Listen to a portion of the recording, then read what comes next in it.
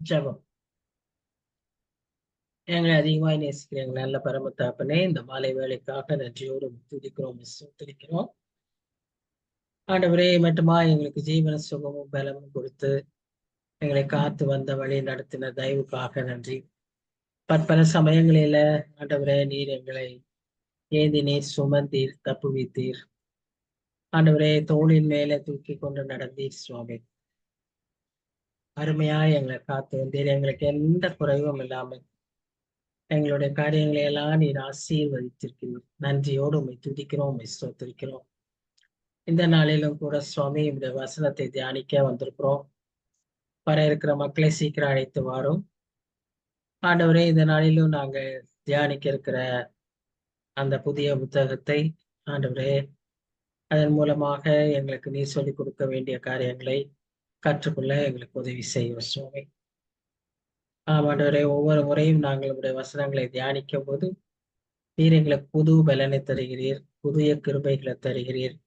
ஆண்டவரே, புது கோணத்துல உடைய வசனத்தையும் உண்மையும் அறிந்து கொள்ள உதவி செய்கிறீர். ஆண்டவரே, இந்த நல்ல தருணத்துக்காக நன்றி செலுத்துகிறோம். தடையின்றி இந்த வேலையை நீர் ஆசீர்வதித்து ஆவியானவர் பொறுப்பேற்றுக் கொண்டு வழிநடத்த வேண்டுமாய் ஆண்டவரும் ரசிகருமாகிய இயேசு கிறிஸ்துவின் மூலம் வேண்டிக் கொள்கிறோம் பிதாவே. ஆமேன், ஆமேன்.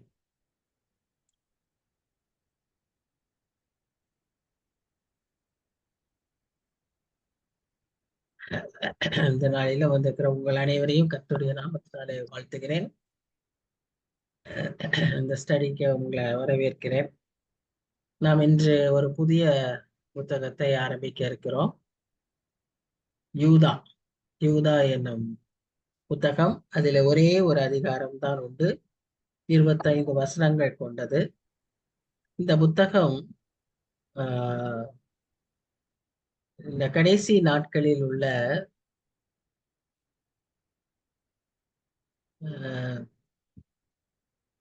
வேதாகமத்தை எதிர்க்கக்கூடிய, வேதாகமத்திற்கு எதிராக இருக்கக்கூடிய மக்கள், not only Bible but also Christ, அவருக்கு எதிராய் நிற்கக்கூடிய மக்களை பற்றியும் அவர்களுடைய குணாதிசயங்களை பற்றியும் அவர்களை நாம் எதிர்த்து நிற்க வேண்டியதை பற்றியும் இந்த அதிகாரம் நமக்கு சொல்லித் தருகிறது. சோ ஒருத்தர் இப்படி சொல்லி இருக்கிறாரு, Christian life is not a play ground but a battle ground.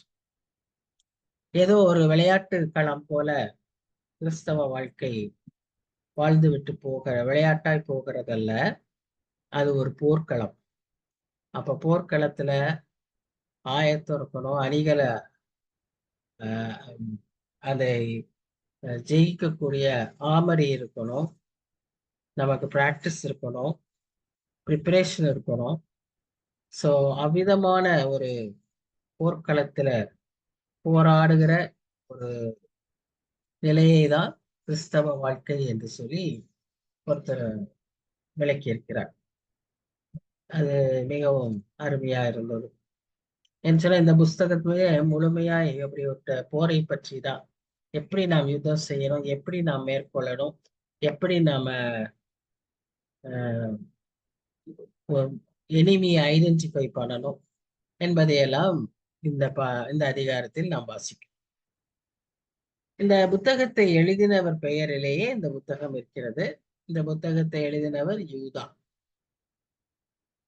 யூதா என்பவர் யார் அப்படின்னு நம்ம பார்த்தோம்னா, இந்த முதல் வசனத்திலேயே நமக்கு அதுக்கான பதில் இருக்கு. இயேசு கிறிஸ்துவனுடைய ஊழியக்காரனும் யாக்கோபினுடைய சகோதரனுமா இருக்கிற யூதா. இப்போ அந்த யாக்கோபினுடைய சகோதரன் அப்படின்னு சொன்ன எந்த யாக்கோபு அப்படின்னு பார்க்கும்போது, அப்போஸ்தலர் 12 சீஷர்களில ஒரு யாக்கோபு இருந்தார், செபதேயுவின் குமாரன். அப்படியா, அது ஒரு யாக்கோபு. அது இல்லாதபடி இயேசு கிறிஸ்துவின் சகோதரனாயும் ஒரு யாக்கோபு இருந்தார்.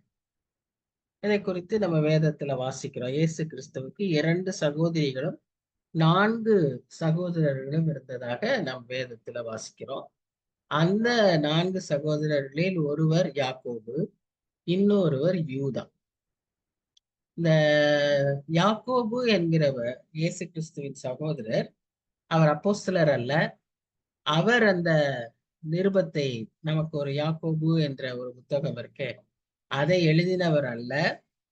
இவர் யார் என்று பார்ப்போமானால், இந்த சனகரிப் சங்கத்துக்கு, ஆலோசனை சங்கத்தின் தலைவராய் இருந்தவர்.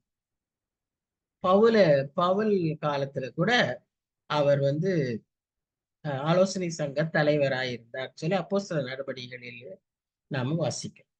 சோ அந்த யாக்கோபு, அவருடைய சகோதரனாகிய யூதா. இந்த யூதா அவர் தன்னை அறிமுகப்படுத்தும் போது ரொம்ப ஒரு வித்தியாசமா தன்னை அறிமுகப்படுத்துகிறார். இப்போ இங்க நமக்கு இந்த புத்தகத்தில வேதத்திலேயே மையமாய் நமக்கு இருக்கிற தலைவர், நமக்கு இருக்கிற ஹீரோன்னு சொல்லணும்னா அது ஆண்டவராகிய இயேசு கிறிஸ்து. இயேசு கிறிஸ்துவனுடைய சகோதரன் என்று அவர் தன்னை விளம்பரப்படுத்திக் கொள்ளவில்லை. அவர் மிகவும் தாழ்மையாக, நான் யாக்கோபுடைய சகோதரன், இயேசு கிறிஸ்துவுக்கு அடிமை, இயேசு கிறிஸ்துவனுடைய ஊழியக்காரன். He wanted to call himself as the bond servant of Jesus Christ, not as a brother of Jesus Christ, not even as the brother of Jesus Christ. So அந்த அளவுக்கு தன்னை தாழ்த்தினவராய் யூதா தன்னை அறிமுகப்படுத்துகிறார். சரி, இந்த யூதா யாருக்கு எழுதியிருக்கிறார் அப்படின்னு பார்த்தீங்கன்னா, அங்க 3 குறிப்புகளை பார்க்கிறோம். ஒன்று, பிதாவாகிய தேவனாலே பரிசுத்தமாக்கப்பட்டவர்களும், அதாவது ரட்சிக்கப்பட்டு, saved and sanctified by the Holy Spirit. அதனால பிதாவாகிய தேவனாலே பரிசுத்தமாக்கப்பட்டவர்கள் நம்மை போன்றவர்கள். இயேசு கிறிஸ்துவினாலே காக்கப்பட்டவர்கள். So we find one new attribute of Jesus Christ. Jesus Christ ப்ரொவைடர்னு பார்த்திருக்கிறோம், ப்ரொடெக்டர்னு பார்த்திருக்கிறோம், ஓவர்கமர்னு பார்த்திருக்கிறோம். Jesus Christ is will wage war அப்படின்லாம் பார்த்திருக்கிறோம். ஆனா Jesus Christ will keep or will preserve us அப்படிங்கிற அந்த ஆஸ்பெக்ட அதிகமாய் நாம் பார்த்ததில்லை. இந்த யூதா இந்த முதல் வசனத்திலும் கடைசி வசனம் 24ஆம் வசனத்திலும் இந்த பிரிசர்வேஷனை பற்றி அவர் சொல்றார், காக்கப்பட்டவர்கள் அப்படின்னு. இயேசு கிறிஸ்து காக்கிறவர்.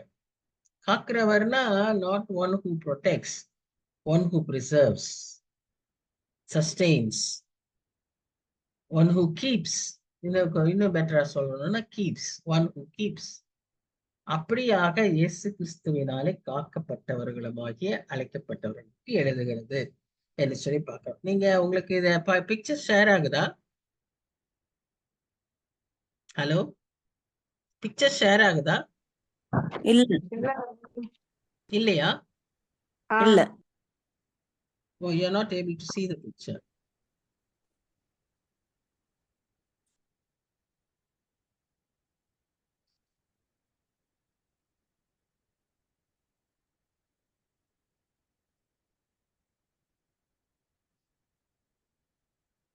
இப்ப தெரியுதா?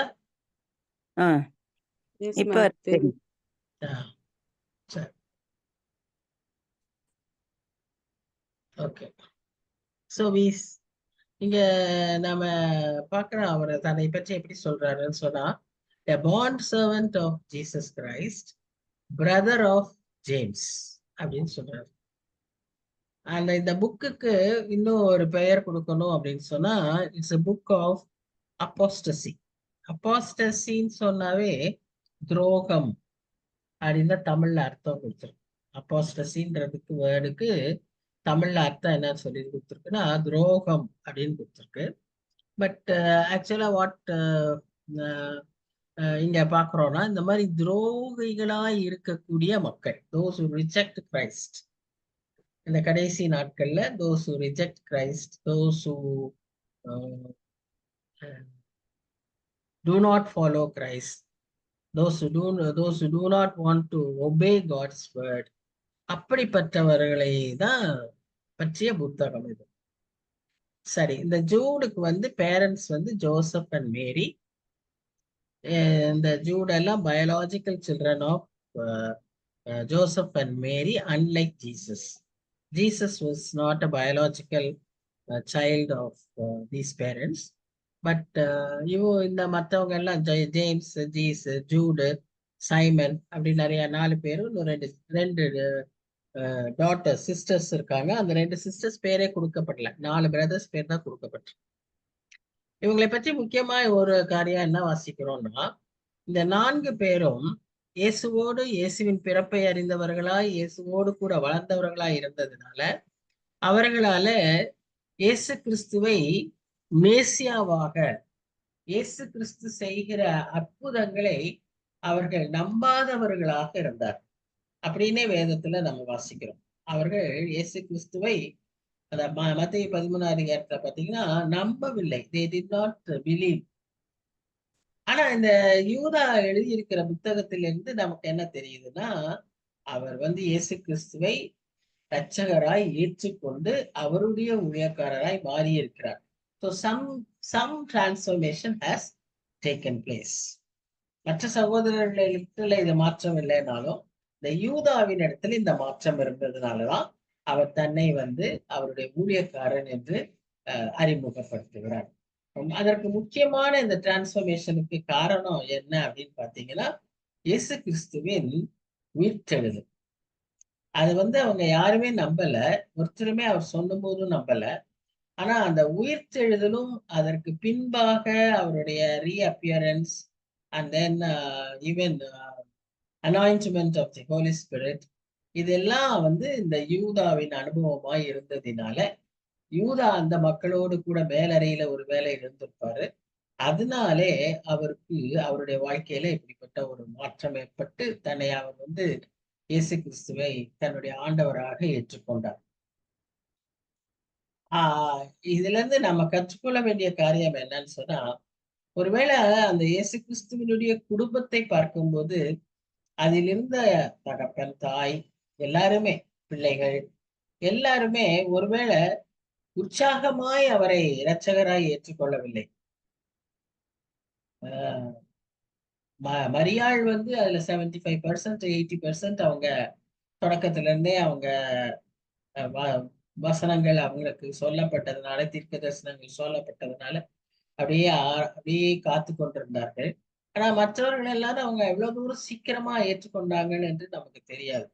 ஆனா நமக்கு இன்னைக்கு சொல்லக்கூடிய பாடம் என்னன்னா, அந்த யூதாவை பார்க்கும்போது யாரையுமே நாம வந்து we should never give up hope.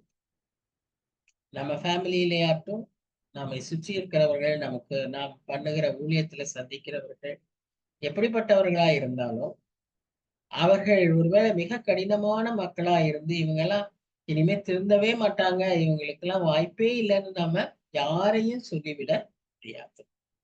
அவர்களுக்காக நம்ம ஜெபிக்கிறதையும் நிறுத்திவிட கூடாது. ஏன்னு சொன்னா, இவ்விதமான ஒரு திடீர்ன்ற ஒரு பிரேக் த்ரூ, ஒரு எழுப்புதல், ஒரு மீட்பு அவர்களுக்கு நேரிடக்கூடும். அது நிமித்தமாய் அவர்கள் பெரிய ஒரு ஊழியக்காரர்களாக, விளைவுகளை செய்கிறவர்களாக மாறிவிடும்.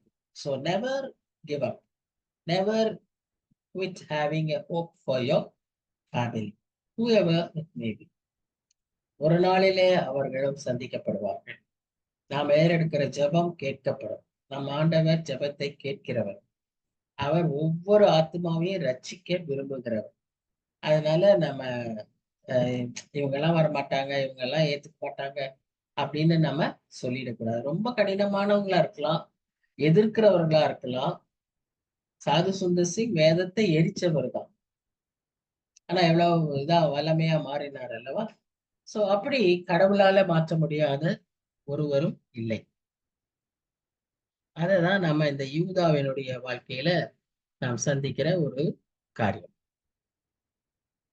முதல் வசனத்துல நாம கர்த்தர் காக்கிறவர் என்று பார்க்கிறோம். அதே போல 24ஆம் வசனத்திலும் நாம் அதை பார்க்கிறோம். ஸோ அவருடைய புது ஆட்ரிபியூட் என்னன்னா, God is a keeping God, a God who preserves. இப்ப பிலிப்பியர் 1 5 கூட நாம இதை குறித்து வாசிக்கிறோம். பிலிப்பியர் 1:5 அதுல என்ன பார்க்கிறோம்னா, he who has begun a good work, ஆக்சுவலா இங்கிலீஷ்ல 6 he who has begun a good work in you will complete it until the day of Jesus Christ. So உன்னில் தொடங்கிய அந்த நற்காரியத்தை அவர் வரும் நாளில் வரைக்கும் அதை காக்கிறவராய் இருக்கிறார். 1 கொரிந்தியர் 1 இந்த மாதிரியான ஒரு செய்தியை நமக்கு தருகிறது. 1 கொரிந்தியர் 1 அது என்ன சொல்லுது அப்படின்னு பாத்தீங்கன்னா,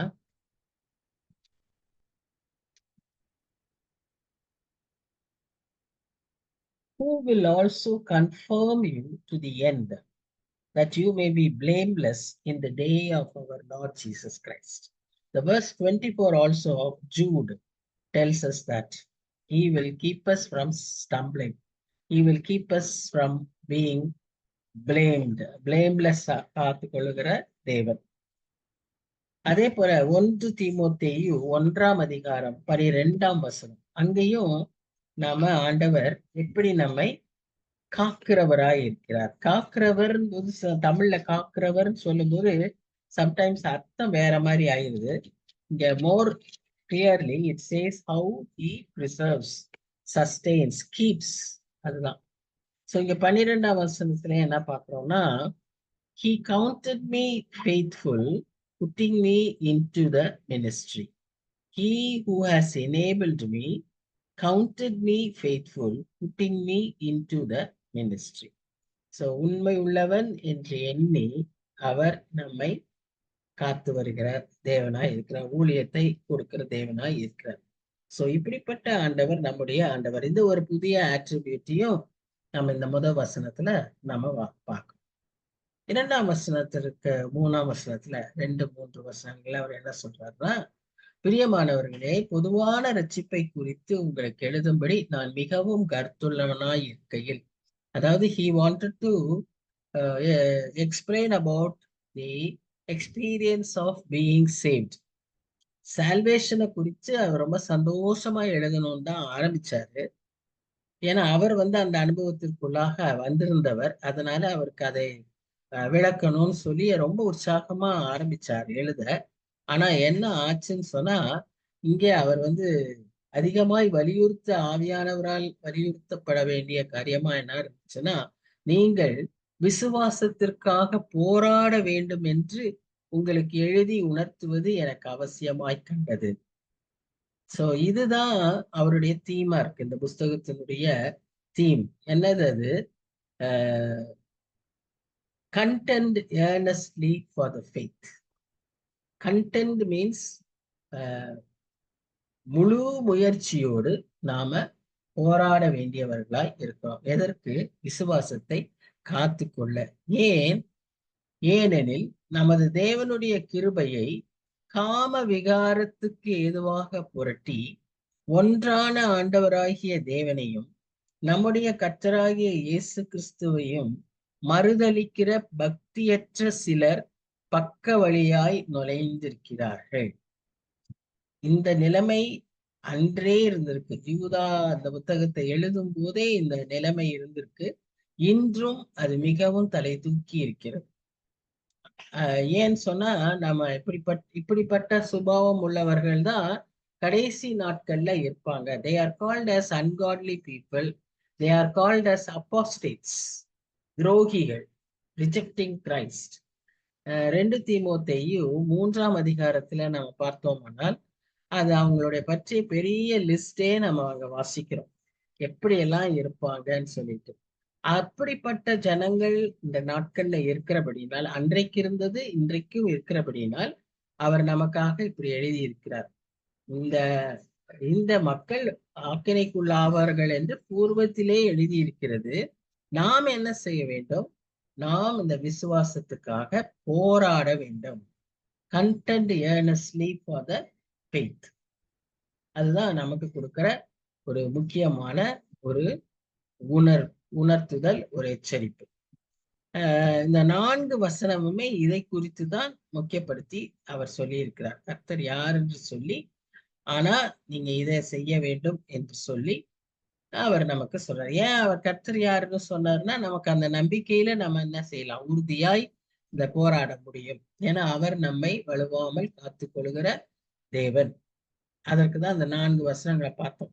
சோ இப்போ ஒரு பேட்டில் சொன்னா அதுக்கு இதெல்லாம் வேணும். ஆர்மி வேணும், ஆர்டிலரி வேணும், எனிமி வேணும், அவன் மேல ஒரு வெறுப்பு வேணும். இதெல்லாமே ஒரு ஒரு பேட்டிலுக்கு வேணும்.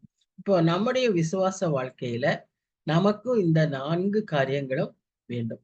சோ முதல்ல ஒரு ஆர்மினா யாரு, யாரை கொண்டு ஒரு ஆர்மி வேணும், எங்கிருந்து அந்த சேனை வரும்? அந்த சேனையின் தலைவர் நம்முடைய ஆண்டவராகிய இயேசு கிறிஸ்து. Is the commander. அதுல யாரெல்லாம் இருக்காங்க? இந்த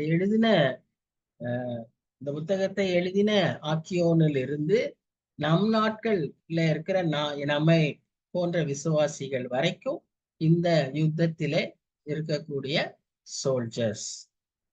இந்த யாருக்காக நம்ம இது பண்றோம்? இந்த மாதிரியான விசுவாச துரோகம் செய்கிற, இயேசு கிறிஸ்துவை மறுதலிக்கிற அல்லது துரோகிகளாய் வாழ்கிற அப்படிப்பட்ட மக்களுக்கு எதிராக நாம அந்த we have to wage war அப்படிங்கிறது தான் யூதா முக்கியமா இங்க நமக்கு சொல்லி கொடுக்குறார். மார்ட்டின் லூத்தர் ஒரு தடவை என்ன சொன்னாருன்னு சொன்னா, every preacher must be both the soldier and a shepherd. Every preacherங்கிறத எவ்ரி பிலீவர்னு கூட நம்ம வச்சுக்கலாம். அப்ப நாம ஒரு சோல்ஜராகவும் சில சமயத்துல we have to act. Sometimes we have to act like a concerned shepherd. இப்ப தாவீது தன்னுடைய சங்கீதத்துல அதான் சொல்ற, கோலும் தடியும் என்னை தேற்றும். சில நேரங்கள்ல தடியை உபயோகிக்கணும், சில நேரங்கள்ல கோலை உபயோகிக்கணும். ஆனா ஒரு மேய்ப்பனுக்கு இது ரெண்டுமே அவசியம்.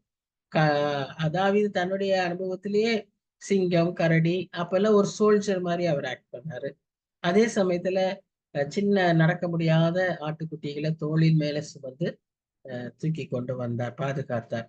அண்ட் சேம் வே அவர் good shepherd Lord Jesus Christ யோவான் 10ஆம் அதிகாரத்துல அதை பற்றி நமக்கு சொல்வதை நாம் பார்க்கிறோம். சோ நாமும் இந்த உலகத்துல வாழும்போது இவ்விதமான ஒரு கிறிஸ்தவ வாழ்க்கை வாழ வேண்டும். சில நேரங்களில நாம யுத்தம் செய்கிற ஒரு சோல்ஜராய் இருக்கணும். அதுல பாராபட்சம் பார்க்கக்கூடாது. அதுல முகஸ்துதி, அதுல பரவாயில்ல அப்படின்னு காம்ப்ரமைஸ் அதெல்லாம் இருக்கக்கூடாது. தவறு அப்படின்னா வாழை வீசி விட்டணும். அதனாலதான் he must have teeth in his mouth and be able to bite. வாயில பல்லு இருந்தா மாத்திரம் இல்ல, பல்லு கடிக்க பயன்படுத்தக்கூடியதாய் இருக்கு. அப்படிப்பட்ட ஒரு ஆக்டிவ் சோல்ஜர்ஸா நாம இருக்கணும்னு சொல்லி மார்ட்டின் லூத்தரும் சொல்றாரு. யூதாவும் அதை வலியுறுத்தி சொன்னதாக நாம் பார்க்கணும். இரண்டாவதாக நமக்கு ஒரு சோர்ஸ் வேணும். இந்த யுத்தம் செய்யறதுக்கு வெப்பன்ஸ் வேணும். we need armory. நமக்கு கொடுக்கப்பட்ட வெப்பன் என்ன? ஆவிக்குரிய பட்டயம், இயேசு கிறிஸ்துவின் வார்த்தை. அதைத்தான் எபேசியர் 6ஆம் அதிகாரத்துல வாசிக்கிறோம், எபிரேயர் 2ஆம் அதிகாரத்துல வாசிக்கிறோம். இன்னும் நாம மத்தேயு 4ஆம் அதிகாரத்துல ஆண்டவராகிய இயேசு கிறிஸ்துவ பிரயோகித்த வெப்பனும் வசனம்தான். இப்படி எழுதப்பட்டிருக்கிறது, இப்படி எழுதப்பட்டிருக்கிறது என்று சொல்லி வசனத்தை பிரயோகித்து தான் பிசாசை எதிர்த்து நின்றார். சோ நமக்கும் இருக்கக்கூடிய வெப்பன் எது? the truth, the word of God. ஏன்னா இன்னைக்கு ஃபால்ஸ் நிறைய இருக்கு. the truth should win. அப்ப அந்த ட்ரூத்தை நம்ம அப்ளை பண்ற விதத்துல அப்ளை பண்ணணும். அது சத்தியத்துல எந்த காம்ப்ரமைஸும் இருக்கக்கூடாது. பெர்ஃபெக்ட் ட்ரூத்தை நம்ம சொல்லணும். we have to fight for the faith with faith. நம்ம விசுவாசத்திற்காக விசுவாசத்தோடு நாம் போராட வேண்டும். அதுல எந்த விதமான குறைபாடுகளும் வந்துவிடக் கூடாது. இது மிக மிக அவசியம். நாம் ஒவ்வொரு நாளும் வசனத்தை தியானிக்கும் போது, வேதத்துல நாம வசனங்களை தியானிக்கிறப்போ அநேக நன்மைகளை பெற்றுக்கொள்கிறோம், ஆசீர்வாதங்களை பெற்றுக்கொள்கிறோம். அநேக சமயங்களில வழிகாட்டியா இருக்கிறது, நமக்கு விளங்க செய்கிறது. இப்படியெல்லாம் நம்ம அந்த வசனங்களை எடுத்துக்கொள்றோம்.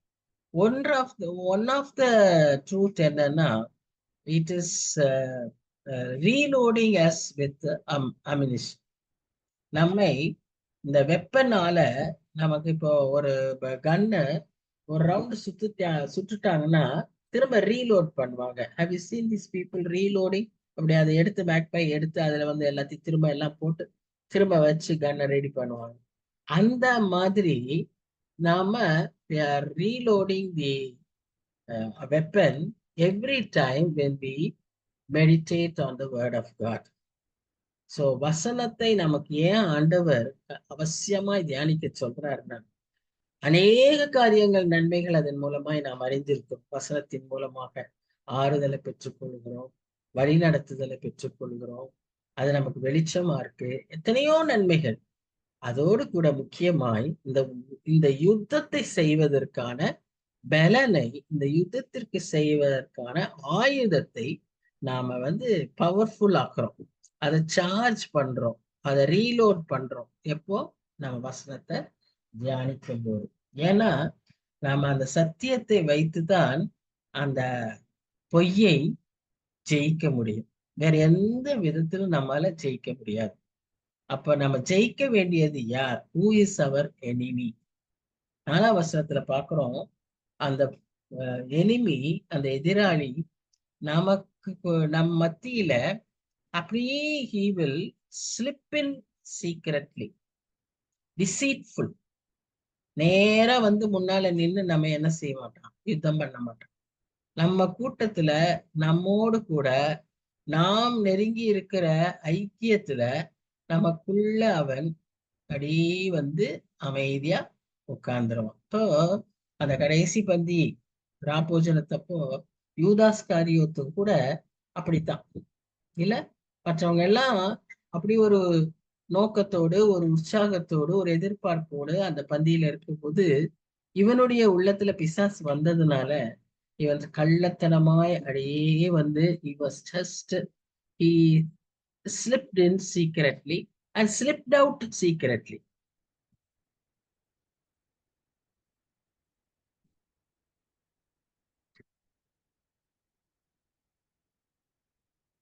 எனக்கு ஒரு பாஸ்டர் இருந்தாரு. அவர் வந்து சர்ச்ல எப்பவுமே இந்த கம்யூனியன் முடிஞ்சோடனே நிறைய பேரு அவங்க எடுத்த உடனே போயிடுவாங்க. they will move out, they won't wait for the final blessing. கடைசியா ஒரு ஸ்தோத்திர ஜெபம் பண்ணி அதுக்கப்புறம் நம்ம வந்து ஃபைனல் பிளெஸிங் கொடுப்பாரு இல்லையா? அந்த அது வரைக்கும் காத்திருக்காம அவ்வளோ நேரம் காத்திருந்தவங்க, அவங்க டேர்ன் வந்து அவங்க கம்யூனியன் எடுத்தோடனே அப்படியே வெளியே போயிடுவாங்க, ஜெபிச்சுட்டு வெளியே போயிடுவாங்க. நிறைய பேர் அப்படி செய்வாங்க. அப்ப ஒரு தடவை அவர் பாஸ்டர் சொன்னாரு, யூதாஸ் காரியோத்து தான் இந்த மாதிரி செஞ்சான். ஏன்னா அவனுக்கு வேற காரியம் செய்ய வேண்டி இருந்தது. அதனால அவன் தீவிரமாய் அந்த பந்தியிலிருந்து அவன் துணிக்கையை வாங்கின உடனே போயிட்டான். நம்ம ஒவ்வொருத்தரும் அப்படி போகும்போது ஞாபகத்துல வச்சுக்குவோம், நாம இந்த யூதாஸ் மாதிரி போறோமான்னு அப்படின்னு அவர் சொன்னார். அதுக்கப்புறம் நிறைய பேர் அந்த சபையில அப்படி எழும்பி போகல உண்மையாகவே. ஸோ டிசீட்ஃபுல் பீப்புள் அவங்க அப்படி வருவாங்க. ரெண்டாவது, தே ஆர் அன்காட்லி. இப்படிப்பட்ட டிசீட்ஃபுல் பீப்புள் வருவாங்கன்னு நமக்கு இயேசு கிறிஸ்து, பவுல், பேதுரு எல்லாருமே எச்சரிச்சிருக்காங்க. யூதா என்ன சொல்றாரு? அப்பவே இங்கேயே இருக்காங்க அப்படின்னு சொல்றாரு. இன்றைக்கு நமக்கும் அதேதான். அவர் அன்னைக்கு சொன்னதெல்லாம் நமக்கு ஒத்து வருது இல்லையா? இங்கேயே நமக்கு மத்தியிலேயும் இப்படிப்பட்ட மக்கள் இருக்கிறார்கள். இரண்டாவதாக, தே ஆர் அன்காட்லி. அன்காட்லி அப்படின்னா என்ன அப்படின்னு பாத்தீங்கன்னா, இந்த ஒரே அதிகாரத்துல அவர் 6 முறை இந்த வார்த்தையை யூஸ் பண்றாரு, அன்காட்லி அப்படிங்கிறது. யார் அப்படிப்பட்டவங்க அப்படின்னு சொன்னா, அவங்க இயேசு கிறிஸ்துவினுடைய பிள்ளைகள் என்று சொல்லிக் கொள்வார்கள், பக்தி உள்ளவர்களை போல வேஷம் தரிப்பார்கள், ஆனால் பக்தியாய் நடக்க மாட்டார்.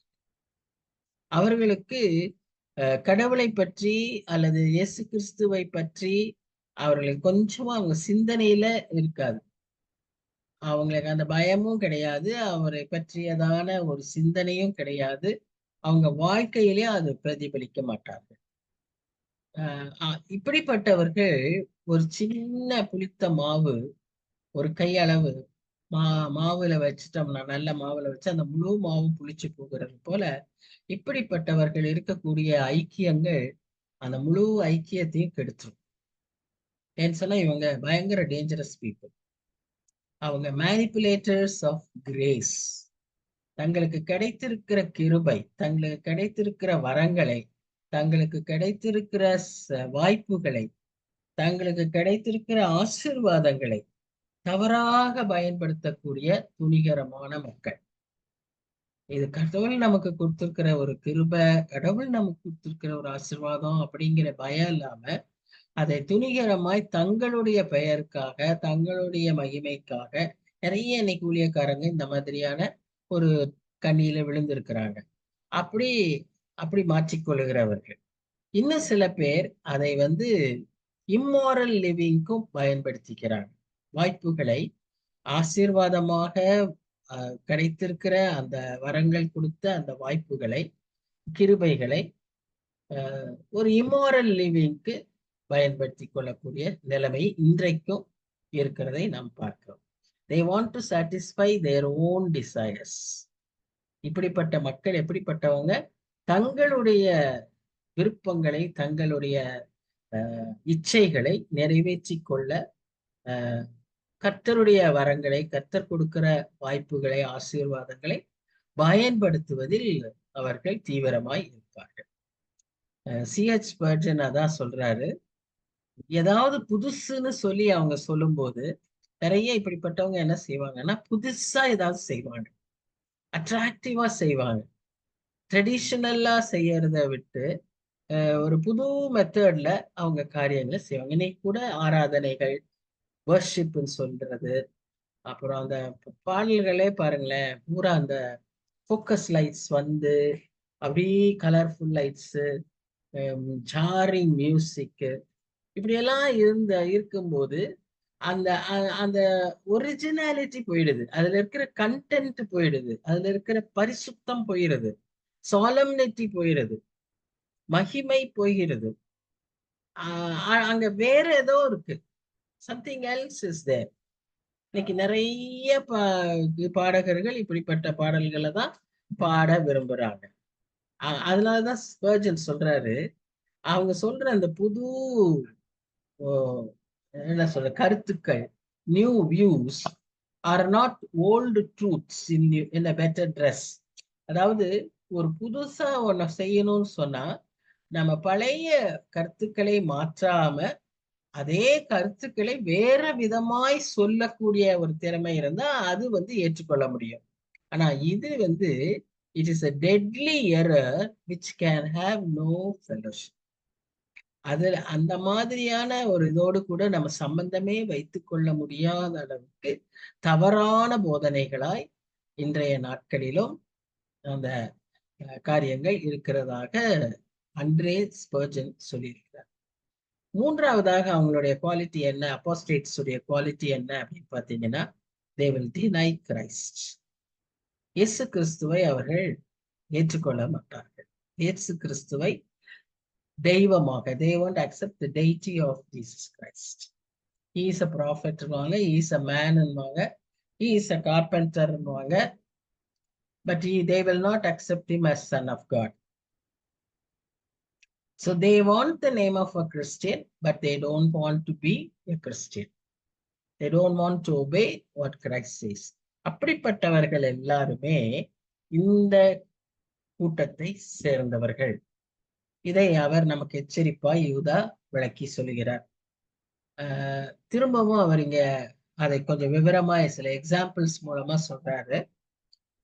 நீங்கள் முன்னமே அறிந்திருந்தாலும் நான் உங்களுக்கு நினைப்பூட்ட விரும்புகிறது என்னவெனில், கர்த்தர் தமது ஜனத்தை எகிப்து தேசத்திலிருந்து வரப்பண்ணி ரட்சித்து பின்பு விசுவாசியாதவர்களை அழித்தார். இந்த செய்தி நமக்கு நல்லா தெரியும். யாத்ராகமத்துல நாம அதை வாசிக்கிறோம், எண்ணாகமத்துல அதை பற்றி வாசிக்கிறோம். சோ அதுதான் அவர் அங்க குறிப்பிட்டு சொல்லுகிறார். God delivered the people of Israel out of slavery in Egypt. எகிப்திலிருந்து, அடிமைத்தனத்திலிருந்து கர்த்தர் அவர்களை விடுவித்தார். ஆச்சரியமாய் விடுவித்தார்.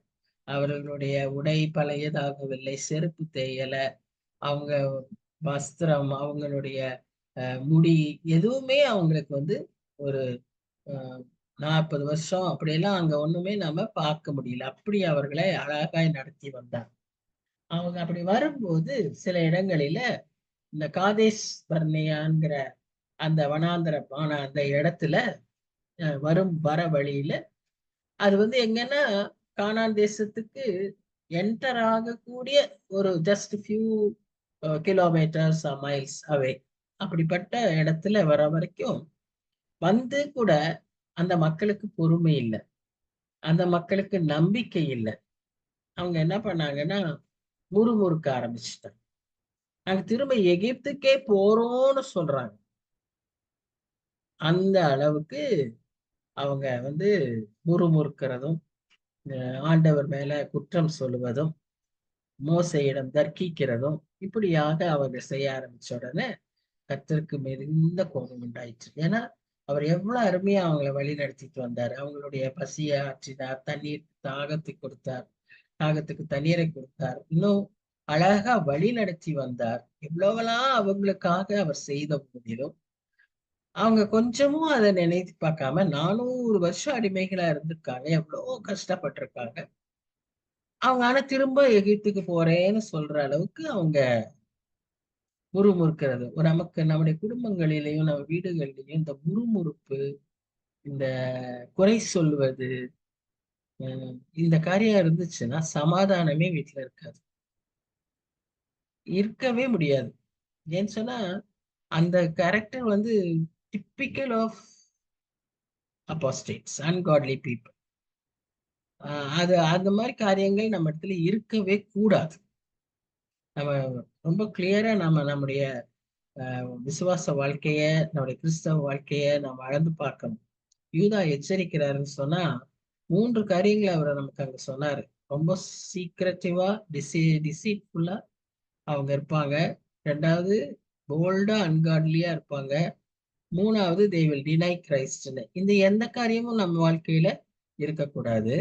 அதே சமயத்துல இவ்விதமான சில ஆட்டிடியூட்ஸும் நம்மகிட்ட இருக்கக்கூடாது. அதாவது இந்த மாதிரி எரிச்சல் கொள்வது, முறுமுறுக்கிறது, குற்றம் கண்டுபிடிக்கிறது, குறை சொல்வது, எத்தெடுத்தாலும் குறை சொல்றது, என்ன வீட்டுல காரியங்களா இருந்தாலும், அது உறவின் காரியங்களா இருக்கட்டும், இல்ல ஒரு பொருளை வாங்குறதா இருக்கட்டும், அல்லது செய்யறதா இருக்கட்டும், பேசுறதா இருக்கட்டும், யாராவது போறதா இருக்கட்டும், எல்லாத்திலும் ஒரு குறை. ஏன் அது சர்ச் வரைக்கும் வந்துடும். பிரசங்கத்துல குறை, பிரசங்கி ட்ரெஸ்ல குறை, பிரசங்கி பேசுறதுல குறை, இப்படி எத்தனையோ குறை, எல்லாத்துலயும் குறையா இருக்கும், குறையாவே தான் இருப்பாங்க. அவங்க கானான் தேசத்துக்குள்ள அடி கூட எடுத்து வைக்கவே முடியாது. கர்த்தர் சொல்லிட்டார், அப்படிப்பட்டவங்களை நான் உள்ளேயே விட மாட்டேன். 95ஆம் சங்கீதத்துல I swore in my wrath, they shall not enter my rest. கர்த்தர் இதை சொல்லும்படியாக எவ்வளவு தூரம் அவங்க கர்த்தரை எரிச்சல் ஊட்டியிருக்காங்கன்னு பாருங்க. Is a God of mercy. Is a God who has a long patience. ஆனா அவரையே இவங்க என்ன பண்ணிட்டாங்க, தொந்தரவு பண்ணிட்டே இருக்காங்க. For 40 years I was grieved with that generation. நம்முடைய வாழ்க்கையில என்னுடைய வருஷங்களை யோசிச்சு பார்ப்போம். இத்தனை வருஷங்களா நாம ஆண்டவரை பிரியப்படுத்தி இருக்கிறோமா, இல்ல ஆண்டவரை நம்ம இப்படி துக்கப்படுத்தி இருக்கிறோமா? துக்கப்படுத்திருக்கிற வருஷங்கள் இருக்கா, துக்கப்படுத்திருக்கிற நாட்கள் இருக்கா, நொடிகள் இருக்கா? யோசிச்சு பார்ப்போம். ஏன்னா they are people who go astray in their hearts. கர்த்தரை விட்டு தூர விலகி போகிறவர்கள், என் வழிகளை அறியாதவர்கள். ஆகவே நான் என்னுடைய கோபத்திலே ஆணையிட்டேன், அவர்கள் என்னுடைய இளைப்பாறுதலில் பிரவேசிப்பதில்லை. நமக்கு அந்த நிலைமை வந்துடக்கூடாது. நமக்கு அப்படி வந்துடக்கூடாது. ஸோ திஸ் எக்ஸாம்பிள் இந்த இஸ்ரேலைட்ஸ் உடைய வாழ்க்கையில இருந்து 2 பாடம் நம்ம கத்துக்கிறோம். என்ன? It assures that certain men, எங்கெல்லாம் ஜூடு சர்டன் மென் எல்லாம் யூஸ் பண்ணியிருக்கிறாரோ அதெல்லாம் it means about these ungodly people. Causing trouble will certainly be judged. யாரெல்லாம் இப்படி இருக்கிறார்களோ அவங்க எல்லாம் கட்டாயமாய் நியாயத்திற்குள்ளாக வருவார்கள். அவர்கள் ஒருவேளை நல்லா ஆரம்பிச்சிருப்பாங்க. நிறைய சமயங்கள்ல நம்ம பார்க்கிறோம், அநேகர் நல்ல விதமாய் அவங்க கிறிஸ்தவ வாழ்க்கையை ஆரம்பிச்சிருப்பாங்க. போக போக போக அவங்க வாழ்க்கையில இப்படிப்பட்ட ஒரு துணிகரமான ஆட்டிடியூட்ஸ் டெவலப் ஆகும். பிசாசு தானே, அவன் எதையாவது யாரை எப்படி வீழ்த்தி, அவன் கோல் என்னன்னா அவங்க நம்ம ஆண்டவர்கிட்ட வந்துடக்கூடாது, அவ்வளவுதான். அதுக்கு அவன் என்ன வேணா செய்வான். அப்படி ஒவ்வொருத்தரும் ஒவ்வொரு விதமா செய்யறான். ஒரு சிலரை இப்படி செய்யறான். சோ அந்த விதமாய் நாம விழுந்துட கூடாது. They all started well. They were called the children of Israel, but they were destroyed. இரண்டாவதாக கொடுக்கப்படுற இது என்னன்னு சொன்னா, கடைசி வரை முற்று முடிய நாம அவர் மேல விசுவாசமா இருக்கும்போது அவர் நம்மை காத்து கொள்கிறார். அவர் முற்று முடிய ரட்சிக்க வல்லவர். அதே சமயத்துல நம்ம முற்று முடிய நம்முடைய விசுவாசத்தை நாம வைத்து காத்து கொள்ள வேண்டும். Endurance is the test. எவ்வளவு தூரம் நம்ம அந்த பாடுகளை சகிக்கிறோம். ஆரம்பிக்கிறது பத்தாது, ஓட்டத்தை வேகமா ஆரம்பிக்கிறோம், start of the race, but finish வரைக்கும் வரணும்ல. அப்ப அது வரைக்கும் நம்ம என்ன செய்யணும்? பொறுமையோடு ஓடக்கடவும்னு எபிரேயர்ஸ்ல நம்ம வாசிச்சோம். நெருங்கிட்டு தான் வரும் பாவங்கள்.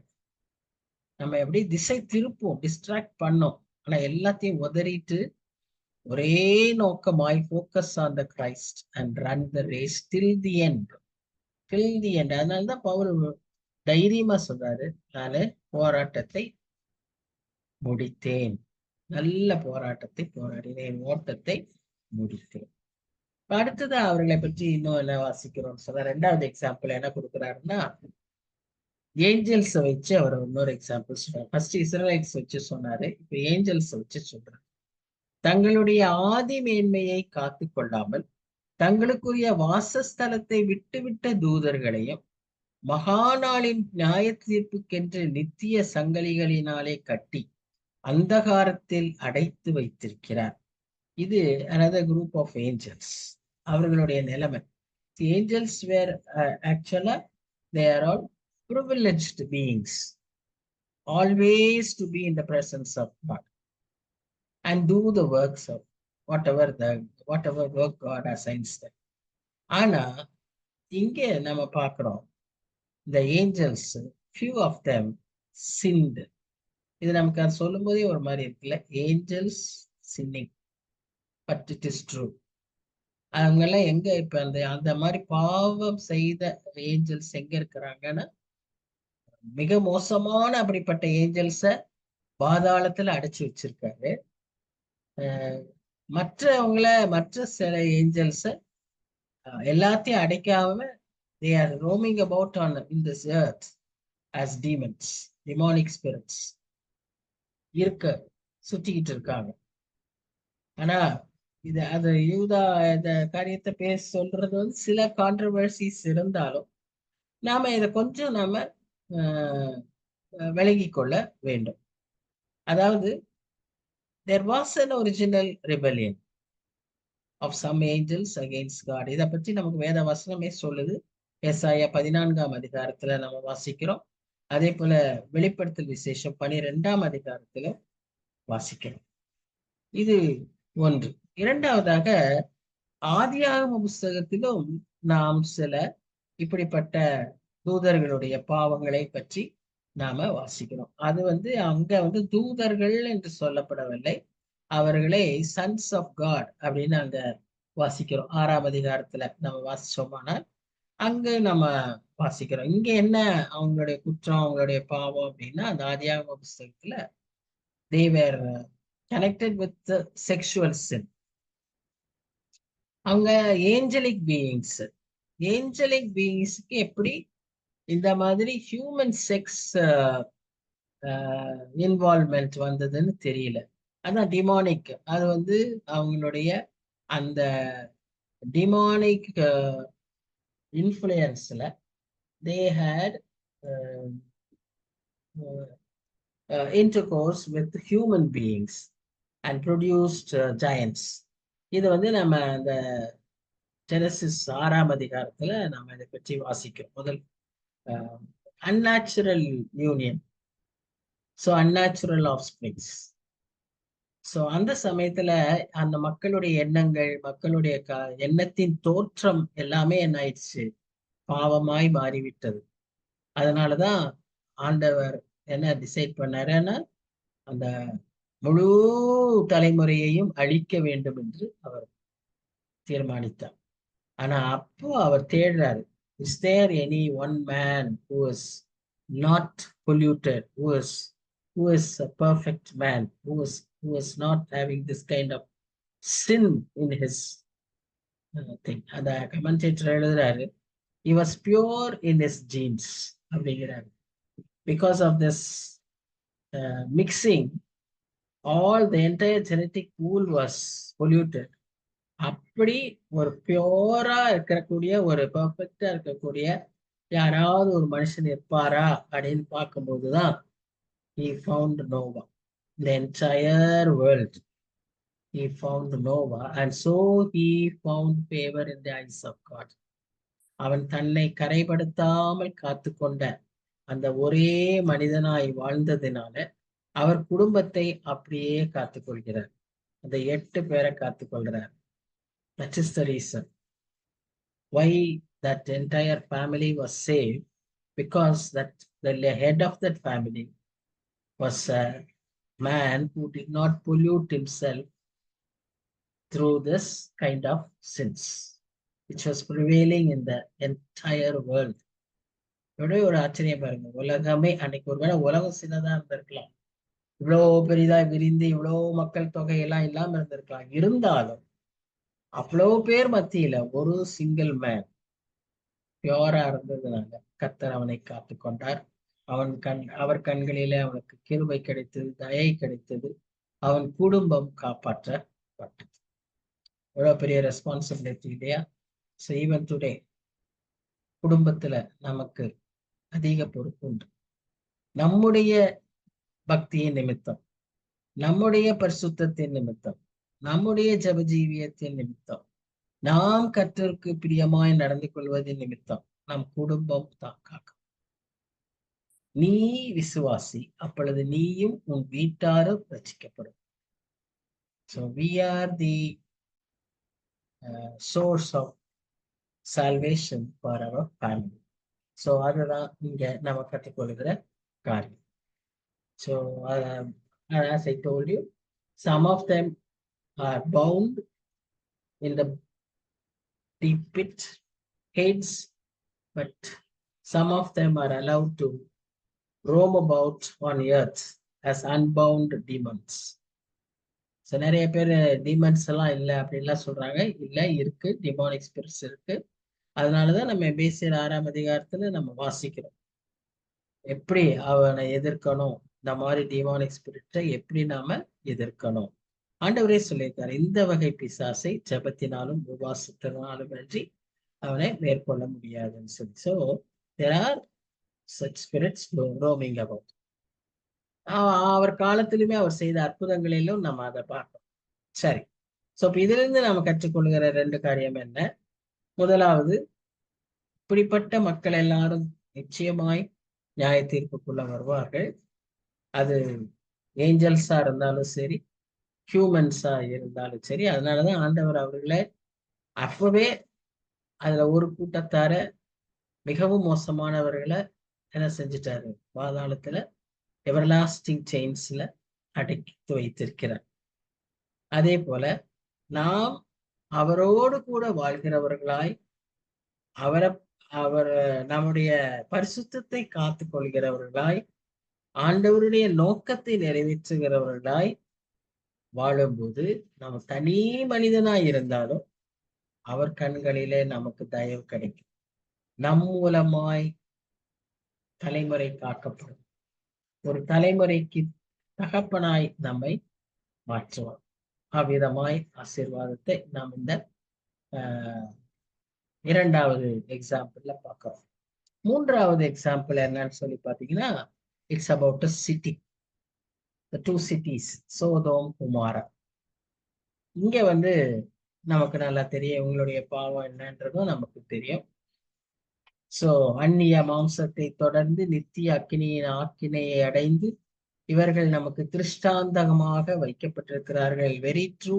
Even today we find these kind of sins much prevailing all over the world.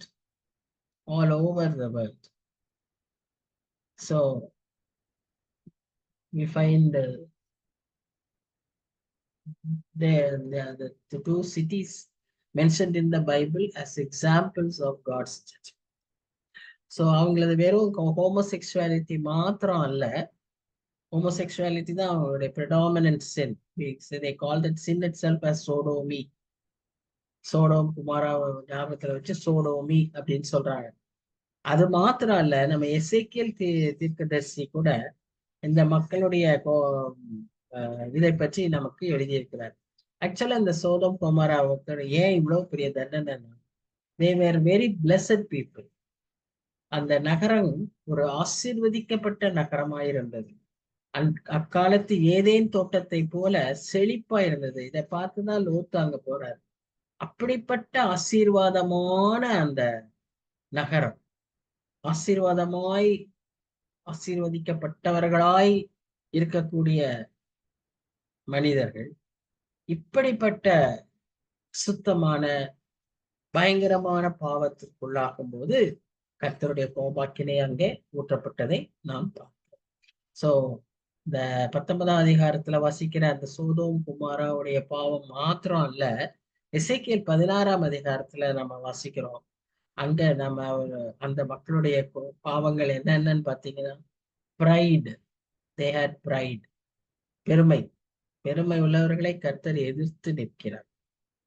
அதனால நம்ம எப்பவுமே ஜாக்கிரதையா இருக்கணும். எப்போது இந்த பெருமை இந்த அன்காட்லி பீப்புள் மாதிரி தான். அப்படியே ஸ்லோலி இட் வில் ஸ்லிப் இன். நம்ம பெருமைப்பட்டுட்டு இருக்கோம், பெருமையா பேசிட்டு இருக்கோன்னே நமக்கு தெரியாது. தெரியாம நம்ம பெருமையா பேசிட்டு. சில சமயம் ஆண்டவருடைய காரியங்கள், அவர் செய்த நன்மைகள், இதையெல்லாம் தான் பேசுவோம். ஆனா அப்பவே பெருமை சேர்ந்துரும். அதுதான். So we have to be very careful. இரண்டாவது, fullness of food. பெருந்தீனி, fullness of food, செழுமை. தப்புதான். அது அநேக பாவங்களுக்கு காரணமாயிருக்கு. abundance of idleness, சோம்பேறித்தனம். இதெல்லாம் இன்னைக்கு ரொம்ப காமன் இல்லை நம்ம சமுதாயத்துல. சுறுசுறுப்பா இருக்கிறது மக்களால இருக்கவே முடியல. they become so lethargic. very little only they are working. hard workன்றதே அங்க பேருக்கே இடமில்ல. படிப்புல இல்ல, வேலையில இல்ல, எதுலையும் இல்லை. இல்ல வசதியா இருக்கணும், luxurious living, abundance, and they never strengthen the poor and the needy. அவங்கள பற்றி நினைவே கிடையாது. ஸோ செக்ஷுவல் டிப்ரேவிட்டி மாத்திரம் இல்ல, இந்த மாதிரி அநேக பாவங்கள், இந்த பாவங்களுக்கெல்லாம் சேர்த்துதான் கர்த்தர் என்ன செஞ்சார்? வானத்திலிருந்து அந்த கந்தகத்தையும் அக்கினியையும் அவர்கள் மேல் வர்ஷிக்க பண்ணினார். இந்த 3 கூட்டத்தார், இது ஒரு செட்டு. இவர்களை எக்ஸாம்பிளா நமக்கு காண்பிச்சிருக்கார். முதல்ல இஸ்ரலைட்ஸ், 2வது ஏஞ்சலிக் பீயிங்ஸ், 3வது சோதோம் குமாரா நகரத்தார். இப்போ இன்னொரு செட்டு வேற அடுத்ததை காமிக்கிறாரு. இப்ப இங்க என்னன்னா, அது மாதிரியே சொப்பனக்காரராகிய இவர்களும் மாம்சத்தை அசூசிப்படுத்தி கொண்டு கர்த்தத்துவத்தை அசட்டை பண்ணி மகத்துவங்களை தூஷிக்கிறார்கள். இதுவும் துணிகரமா செய்யற காரியம்தான். ஆனா டைரக்டா துணிகரமா செய்யாம அறியாமல் செய்கிற காரியம். அதாவது அவரவர் தங்கள் தங்கள் கண்களுக்கு தெரிந்தது போல தங்கள் தங்களுடைய அறிவுக்கு தெரிந்த மாதிரி இது சரின்னு நினைக்கிற விதமாக கர்த்தத்துவத்தை அவர்கள் தூஷித்துக் கொண்டிருக்கிறார்கள். they think they what they teach, அவங்க தியாலஜி தான் ரைட் அப்படின்னு நினைச்சு கர்த்தருடைய மகத்துவத்தை, கர்த்தருக்கு கொடுக்க வேண்டிய முக்கியத்துவத்தை கொடாதபடிக்கு இன்னைக்கு இப்படி தவறான போதனைகள் அதிகமாய் பெருகி கொண்டிருக்கிறதை நாம் பார்க்கிறோம். என்னென்னமோ பெயர்ல வருது. Liberal theology, prosperity theology, feminine theology, இப்படி எதையோ முக்கியப்படுத்தி கர்த்தர் இந்த உலகத்திற்கு வந்த நோக்கம், அவருடைய பாரம், அவருடைய குணாதிசயங்கள் அதெல்லாத்தையும் விட்டுட்டு இந்த மாதிரி காரியங்களை போதிக்கிறதுல இன்னைக்கு நிறைய பேரு நேரத்தை விரயம் பண்ணுகிறார்கள். இவர்கள் பின்னாக ஒரு கூட்டத்தார் போயிட்டு இருக்காங்க. அவங்க எல்லாருக்கும் இந்த நிலைமை தான்.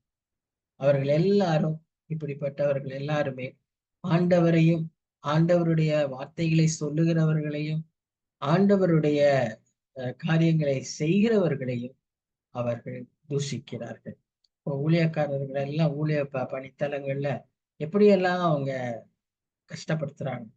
அவங்க எல்லாம் கூட இந்த காரியத்தை அறியாம அப்படி செஞ்சுக்கிட்டு இருக்காங்க.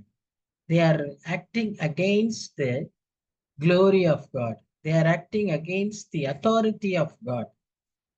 கட்டின அந்த ஆலயத்தை துணிகரமா இடிக்கிறாங்க, புல்டோசர் கொண்டு வந்து இடிக்கிறாங்க. so they do not know what they are doing. அவங்க செய்யற அந்த வேலையினுடைய அந்த இம்பாக்ட் எவ்வளவுன்னு அவங்களுக்கு தெரியல. இது ஒரு கூட்டம். கிறிஸ்தவர்களாகவே இருந்து, கிறிஸ்தவ சபைக்குள்ளே இருந்து இப்படி இந்த விதமாய் செயல்படாம வேற விதமாய் அவர்கள் ஆண்டவருடைய நாமத்தை தூஷித்துக் கொண்டிருக்கிற கள்ள போதகர்கள், கள்ள தீர்க்கதரிசிகள் அநேகர் உண்டு. நிறைய அப்படியெல்லாம் பேசுறாங்கல்ல. இன்னைக்கு பெரிய பெரிய நல்ல முன்னோடிகளா இருந்த மக்கள் எல்லாம் கூட தவறான காரியங்களை தைரியமா பேசுறாங்க. அதை கேட்க ஒரு கூட்டமே இருக்கு. அவங்க என்கரேஜ் பண்றாங்க. அதெல்லாம் இப்படிப்பட்ட கூட்டத்தான் அபாஸ்டேட்ஸ். அவர்களுக்கெல்லாம் நிச்சயமா ஆண்டவர் தண்டனையை தருவார். நியாய தீர்ப்புக்குள்ளாக நிச்சயமாய் அவர்களை கொண்டு வருவார் என்று சொல்லி யூதா நமக்கு எச்சரிப்பு. சரி, அதோட நாம நிறுத்துவோம். அடுத்த ஸ்டடியில மீதி வசனங்களை.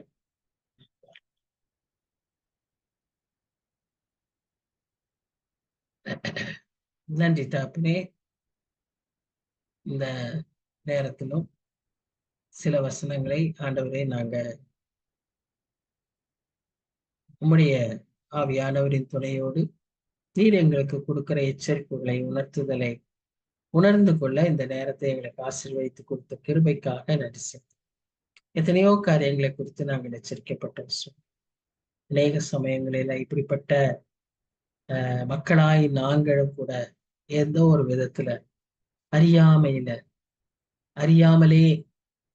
இல்லாம இருந்தாலும் அறியாமலே நாங்க அப்படி தவறுகளை செய்து விடுகிறவர்களாய், பாவங்களை செய்து விடுகிறவர்களாய் இருந்து விடாதபடி எங்களை காத்துக்கொள்ளும். எப்பொழுதும் உண்மை பிரதானப்படுத்துறதும், உமக்கு மகிமை கொடுக்கிறதும், உண்மை கனப்படுத்துறதுமாய் எங்கள் வாழ்க்கை இருக்க நீர் எங்களுக்கு உதவி செய்யும். ஆண்டவரே, எங்களை தாழ்த்தி ஒப்பு கொடுக்கிறோம். இன்றைக்கு வந்திருக்க ஒவ்வொருவரையும் பேர் பேராய் ஆசீர்வதியும். அவங்களுடைய தேவைகள், குடும்ப காரியங்கள், ஆண்டவரே சுகம், நலன்கள், எதிர்பார்ப்புகள், ஜெபிக்கிற காரியங்கள், விண்ணப்பங்கள் எல்லாவற்றையும் ஆண்டவரே நீர் கேட்டு அவளை மகிழ்விக்கும்படியாய் நோக்கி நாங்கள் ஜெபிக்கிறோம். சுவாமியுடைய வசனத்தை நேசிச்சு வந்திருக்காங்க, உங்களுடைய வசனத்தை நம்பி வந்திருக்காங்க சுவாமி. அவங்களுக்கு வேண்டிய எல்லா கிருபைகளையும் தந்து அவர்களை ஆசீர்வதிக்கும்படியாய் நோக்கிப்பாங்க சுவாமி. நன்றியோடு வைத்த உங்களுடைய கரத்துல கொடுக்கிறோம், தாழ்த்தி விட்டு கொடுக்கிறோம். பொறுப்பேற்றுக் கொள்ளுங்க, வழி நடத்துங்க. அடுத்த வாரம் நாங்க சந்திக்கும் வரை உங்களுடைய இன்ப பிரசன், பாதுகாக்கும் Prasan, your preserving nature, Lord, keep us, Lord, keep us until that day. உங்களுடைய கரத்துல ஒப்பு கொடுக்கிறோம், பொறுப்பேற்று நேசிக்கிற இயேசு கிறிஸ்து மூலமா வேண்டிக் கொள்கிறோம் பிதாவே. ஆமென், ஆமென். Thank you everyone. God bless you. Thank you, ma'am. Thank you so much, ma'am. Thank you. Thank you. Thank you, Thank ma'am. you, Annie. Thank you. God bless you. God bless you.